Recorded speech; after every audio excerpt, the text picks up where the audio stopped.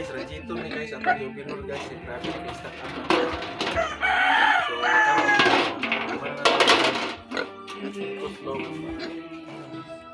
mga tuslok guys gamit na to yung kuan.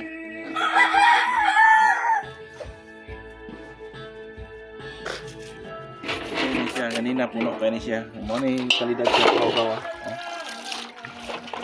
So gikinahanglan gyud tanaw ninyo inyong radiator kung stuck up ba or dili kay uso ni nga hinungdan nga magka-overheat inyong sakyanan kung dili matagad o limpyo. So katong mga magproblema na sa taas ng temperature. So gikinahanglan nga tanaw sa inyo. I-konsulta niyo sa inyong mga mekaniko kung angay na gyud o birulon ang radiator.